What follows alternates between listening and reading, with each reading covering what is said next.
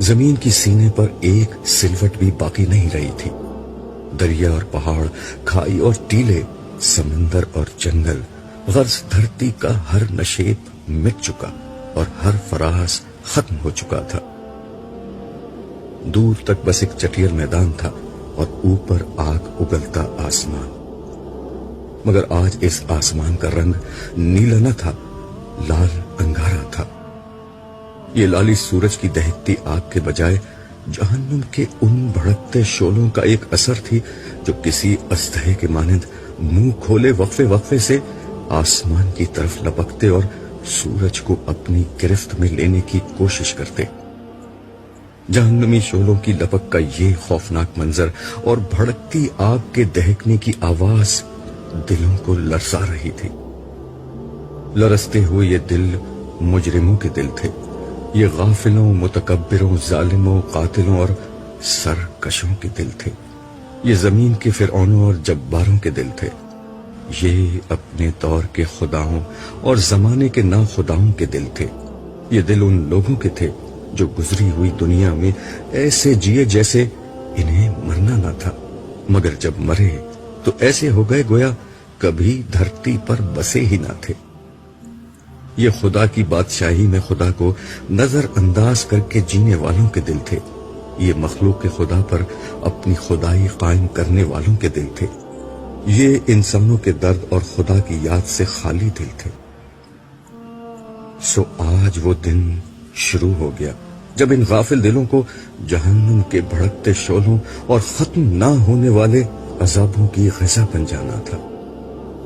وہ عذاب جو اپنی بھوک مٹانے کے لیے پتھروں اور ان پتھر دلوں کے منتظر تھے، آج ان عذابوں کا یوم العید تھا کہ ان کی ازلی بھوک مٹنے والی تھی۔ ان عذابوں کے خوف سے خدا کے یہ مجرم کسی پناہ کی تلاش میں بھاگتے پھر رہے تھے، مگر اس میدان حشر میں کیسی پناہ اور کون سی عافیت؟ ہر جگہ آفت، مصیبت اور سختی تھی، اور ان پتھر دل مجرموں کی ختم نہ ہونے والی بدبختی تھی۔ خبر نہیں اس حال میں کتنے برس، کتنی صدیاں گزر چکی ہیں۔ یہ حشر کا میدان اور قیامت کا دن ہے، نئی زندگی شروع ہو چکی ہے، کبھی ختم نہ ہونے کے لیے۔ میں بھی حشر کے اس میدان میں گمسم کھڑا خالی آنکھوں سے سب کچھ دیکھ رہا ہوں۔ میرے سامنے انگنت لوگ بھاگتے دوڑتے گرتے پڑتے چلے جا رہے ہیں، فضا میں شعلوں کے بھڑکنے کی آواز کے ساتھ لوگوں کے چیخنے چلانے، رونے پیٹنے اور آہوازاری کی آوازیں گونج رہی ہیں۔ لوگ ایک دوسرے کو برا بھلا کہہ رہے ہیں، گالیاں دے رہے ہیں، لڑ جھگڑ رہے ہیں، الزام تراشی کر رہے ہیں، آپس میں گتھم گتھا ہے۔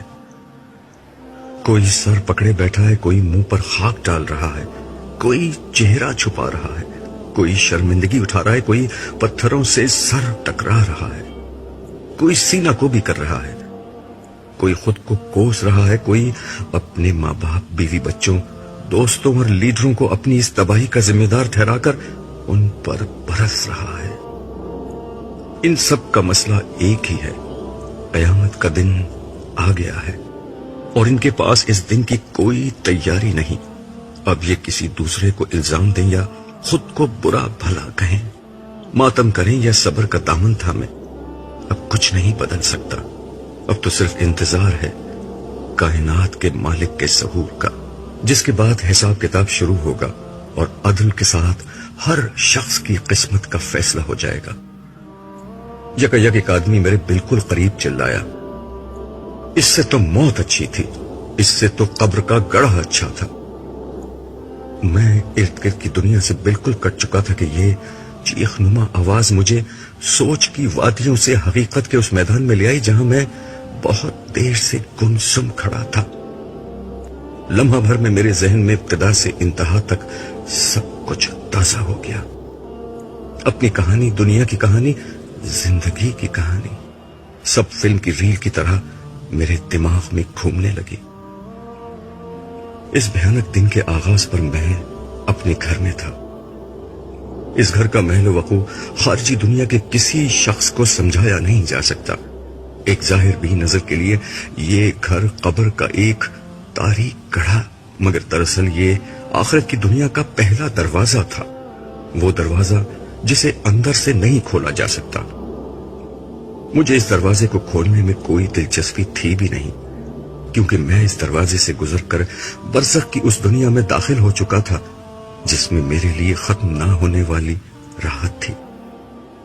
اس روز مجھ سے میرا ہمدم دیرینہ اور میرا محبوب دوست صالح ملنے آیا ہوا تھا۔ صالح وہ فرشتہ تھا جو دنیا کی زندگی میں میرے دائیں ہاتھ پر رہا۔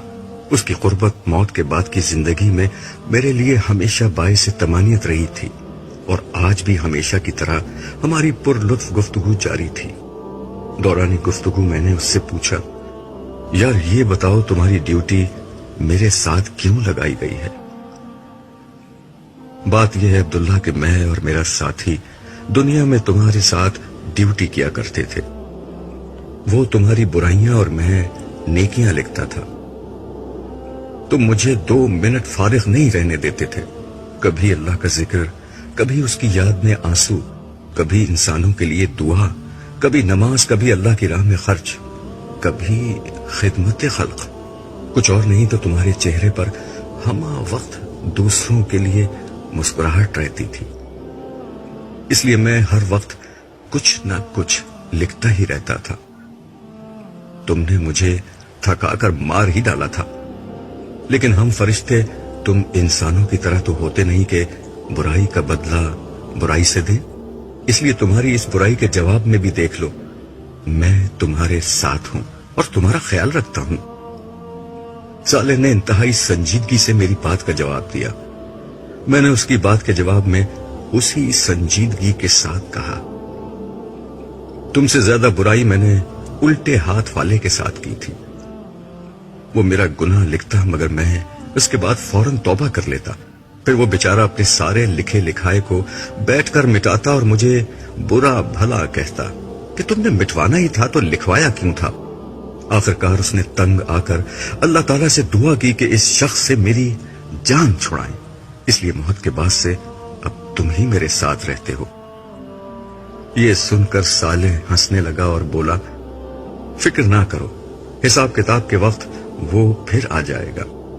قانون کے تحت ہم دونوں مل کر ہی تمہیں اللہ تعالیٰ کے سامنے پیش کریں گے۔ یہ بات کہتے کہتے اس کے چہرے پر گہری سنجیدگی کے آثار نمودار ہو گئے۔ وہ بولتے بولتے چپ ہوا اور سر جھکا کر ایک گہری خاموشی میں ڈوب گیا۔ میں نے اس کا یہ انداز آج تک نہ دیکھا تھا۔ چند لمحوں بعد اس نے سر اٹھایا تو اس کے چہرے سے ہمیشہ رہنے والی شگفتگی اور مسکراہٹ رخصت ہو چکی تھی، اور اس کی جگہ خوف و حزن کے سایوں نے لے لی تھی۔